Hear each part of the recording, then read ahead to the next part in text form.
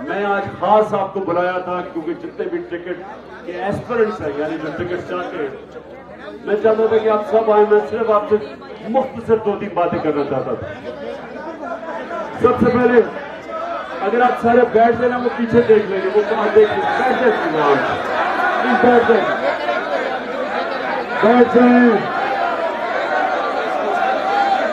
जिनके घुटने कमजोर हैं वो पीछे जाके खड़े हो सकते हैं।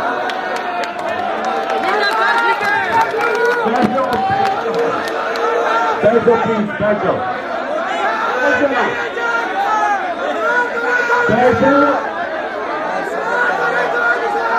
बस।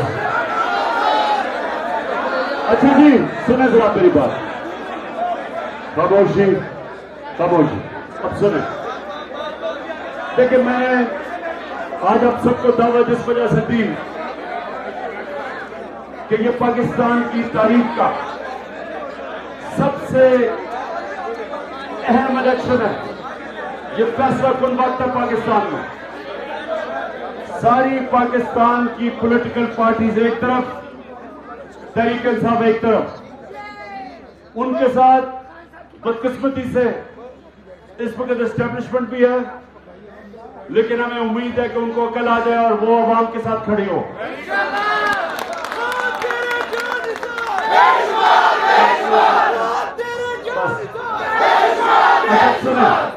सुने, देखिए, मैं आपको सबसे पहले एक बात कहना चाहता हूं कि मैं ये चाहता हूं कि जो भी मेरी तहरीक इंसाफ के टिकट के लिए जो भी ख्वाहिश रखते हैं, मैं सिर्फ आपकी थोड़ी सी सोच बदलना चाहता हूं। मैं ये नहीं चाहता कि जिस तरह इस मुल्क की 70 साल तारीख में जब भी जो ज्यादातर 95% लोग इलेक्शन वो लड़ने आते हैं जो ये समझते हैं कि एमपी या एमएनए बन के उनके में कोई इज्जत का इजाफा हो जाएगा, वो शायद पैसे ज्यादा बना लें, उनका अपने हल्के में टैका हो जाएगा, डीसी भी बात सुनेगा, थानेदार भी सुनेगा, या पटवारी भी सुनेगा। यानी छोटी छोटी ख्वाहिशें हैं, बड़ी सोच नहीं है।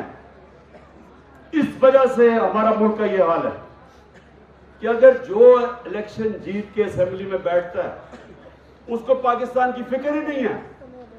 सिर्फ उसका एक मकसद है कि मेरे लिए क्या है, क्या मैं अपने हल्के में अपने काम करवा सकता हूं, जायज और नाजायज, क्या मुखालफिन के खिलाफ पर्चे करवा सकता हूं। यानी हमारी सियासत वहां आके रुक जाती है।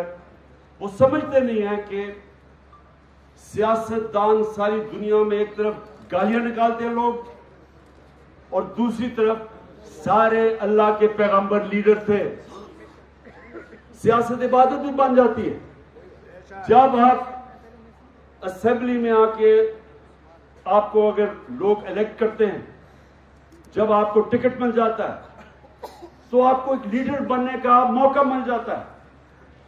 आप फिर जाके अपने हल्के के लोगों को साथ मिला के, उनके काम करके, उनकी दुआएं लेके आपको मौका मिलता है ऊपर जाने का। लेकिन अगर आपका मकसद सिर्फ ये है, ये जो सारे बैठे हुए हैं जिनको गालियां पड़ती हैं, जो इलेक्शन से भाग रहे हैं, उनका सिर्फ मकसद ये है कि मैं इक़्तिदार में आके अपने लिए जात के लिए क्या कर सकता हूं। पैसा चोरी करके मुल्क से बाहर को बड़े बड़े मालात खरीद लिए, लोगों से झूठ बोला, अवाम में आते हुए डरते हैं, इलेक्शन से वो भाग रहे हैं। चाहते हैं किसी तरह एस्टेब्लिशमेंट मिलके इलेक्शन में एक बददियानतदार इलेक्शन कमीशन को साथ मिला के इलेक्शन जीत जाएं ताकि फिर से लूटमार करें। लोग इनको बुरा भला कहते हैं, गालियां मिलती हैं, बदवाएं लोग देते हैं। इतने पैसा इकट्ठा करके लंदन में भी सारा वक्त नीचे लोग गालियां निकाल रहे होते हैं। जिल्लत अल्लाह की तरफ से आती है।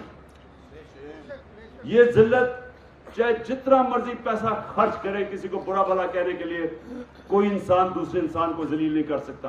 ये अल्लाह की तरफ से जिल्लत आती है। इंसान अपने अमाल की वजह से जलील होता है। जितनी इन्होंने किरदार कुशी की है मेरे ऊपर, इस मुल्क की तारीख में शायद ही किसी के ऊपर ये किया हो, उसके ऊपर किताब लिखवा दी हो पैसे दे के, गंद उछाला हो, हर रोज कोई नया। वो शुक्र है अब अल्लाह हक है ना आपके सामने होगा कि इमरान खान को घड़ी घड़ी घड़ी कह के वो पता चला घड़ी किधर गई है, चोरी किधर हुआ, गाड़ियां चोरी हो गई।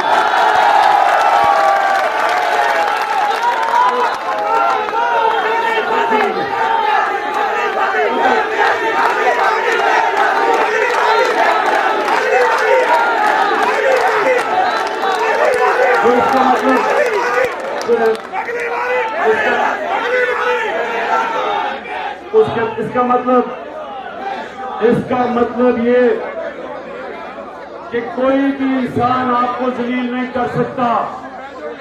इंसान अपने अमाल की वजह से अपने आप को तबाह करता है।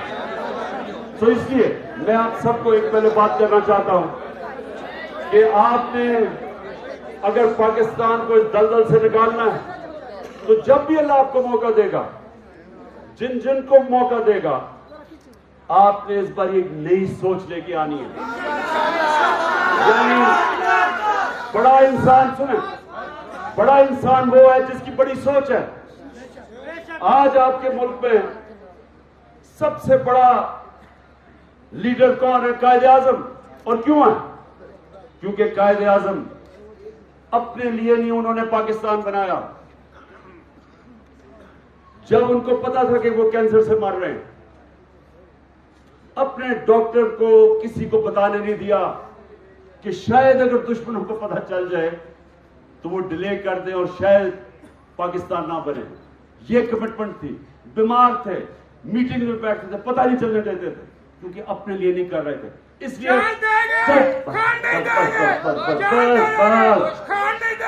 जब तक, और इंशाल्लाह हमेशा हमारा मुल्क रहेगा, लोग हमेशा कायदे आजम को दुआएं देंगे, उसका लीडर मानेंगे उसे, क्योंकि उसने अपनी जात के लिए पाकिस्तान नहीं बनाया था, पावर के लिए नहीं बनाया था। गांधी और नेहरू ने उसको हिंदुस्तान की वजारत उस्मा की ऑफर कर दी थी। ये समझे, जिस तरह हमारे नबी सल्लल्लाहु अलैहि वसल्लम को उन्होंने कहा चांद, जब उन्होंने कहा ना कि हम सब कुछ देना चाहते हैं, उन्होंने कहा चांद एक हाथ में और सूरज एक हाथ में, तब भी मैं नहीं अपने मौकफ से पीछे हटूंगा। उसी तरह कायदे आजम ने, उन्होंने कहा हम कभी पाकिस्तान के से पीछे नहीं हटेंगे, और इसीलिए आज तक हम उनसे प्यार करते हैं। नेल्सन मंडेला 27 साल जेल में रह के सब मुखालफिन को माफ कर दिया, क्योंकि वो अपनी जात के लिए नहीं था, साउथ अफ्रीका में आजादी के लिए खड़ा था। जब तक साउथ अफ्रीका रहेगा, मंडेला को लोग प्यार करेंगे। और इमरान खान को भी। इसलिए मैं आप सबको, देखें, आप सब जब टिकट मांगते हैं, आप लीडर बनना चाहते हैं, असल में ये आप कह रहे हैं कि हम अपने हल्के का लीडर बनना चाहते हैं, तो लीडर की सोच रखे। पहले सोच उस दुनिया के लीडर की समझे जिससे ना कभी आया ना कभी आ सकता है। जब उन्होंने आखिरी खुतबा दिया तो ये जरा सुने, आखिर में उन्होंने जब खुतबा खत्म किया तो उन्होंने, लाख लोग खड़े थे, उन्होंने पूछा कि अल्लाह के सामने गवाही दो कि मैंने पूरी ईमानदारी से अपना पैगाम तुम्हें पहुंचाया। तो जैसे जैसे आवाज पीछे, क्योंकि पहला रो, फिर 10 रो, फिर आगे पीछे, आहिस्ता, तब तो लाउड स्पीकर नहीं थे, आहिस्ता आहिस्ता जब आवाज पीछे गई तो एक पूरा शोर उठना शुरू हुआ। सारे लोगों ने कहा, हाँ नबी सल्लल्लाहु अलैहि वसल्लम, दयानतदारी से आपने अल्लाह का पैगाम दिया, हम गवाही देते हैं। और उसके बाद सारा मजमा रोना शुरू हो गया। क्यों?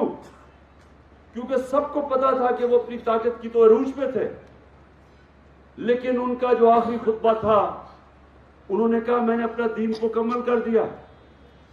और सारों को ये एकदम आया कि ये तो सिर्फ एक अल्लाह का पैगाम देने आए थे, जात के लिए नहीं आए थे। रोना शुरू कर दिया कि शायद आप दुनिया से चले जाएंगे। इसलिए मुसलमान उनके लिए मरने के लिए तैयार है। ये प्यार है वो। और वो अल्लाह हमें हुक्म करता है कि उनकी सुन्नत पे चलो, और उनकी सुन्नत ये है जो उनके बड़े बड़े आशिक नबी दासत हजरत दाता साहब, मियां मीर, बुल्ले शाह, बाबा फरीद, ये सारे आशिक रसूल थे। आज इनके उर्स के ऊपर लाखों लोग क्यों जाते हैं? क्योंकि वो भी इंसानियत के लिए आए थे, तो जात के लिए नहीं आए थे। तो जो सियासतदान है, जब वो इंसानियत की खिदमत करता है, वो इबादत में चली जाती है। जब वो जात के ऊपर आता है, वो नवाज शरीफ वज़ीर बन जाता है, लोग गालियां निकालते हैं, देते हैं। तो आपने अच्छा, मैं आपको ये वादा, क्योंकि मैं अल्लाह से ज्यादा मुझे खौफ है, मैंने इस बारी सारे टिकट आपको मैंने देने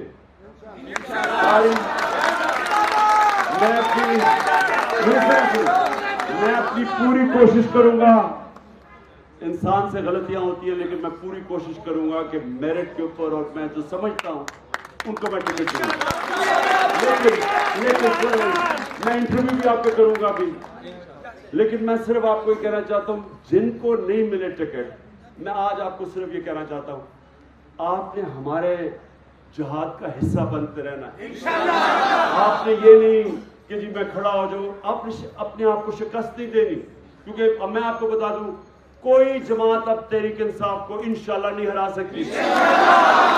सिर्फ दर्द तहरीक इंसाफ का तहरीक इंसाफ से तो वो आपने, और मैं ये मेरा ये वादा है कि आप सबको हम अपने साथ रखेंगे। मैंने कमिटीज बना दी हैं, जो पूरी, जैसे ही टिकट, मैंने सुना जरा मेरी बात, एजाज चौधरी पंजाब में, उधर ऑन पपी, और फिर ब्रिगेडियर मुसद्दिक को मैं लेके आया हूं।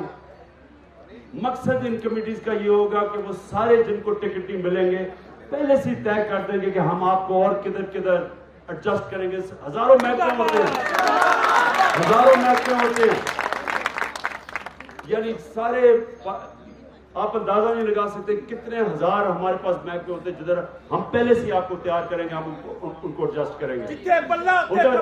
और इंशाल्लाह मैं केपी का उधर भी मैं पूरी टीम बना रहा हूँ, आजम स्वाति की, अली मोहम्मद की, और मुराद सईद की। उनका भी काम होगा लोगों को एडजस्ट करना। पहले से ही, इलेक्शन से पहले से हम आप सबको एडजस्ट करेंगे। बल्दियात इलेक्शन में नहीं, महकमे बहुत है, महकमों में आपको डालेंगे। मैं सिर्फ आपको भी कहना चाहता हूँ, आप सब ने हमारी टीम का हिस्सा बन के रहना। ये जहाज है और सब इंशाल्लाह लड़ेंगे।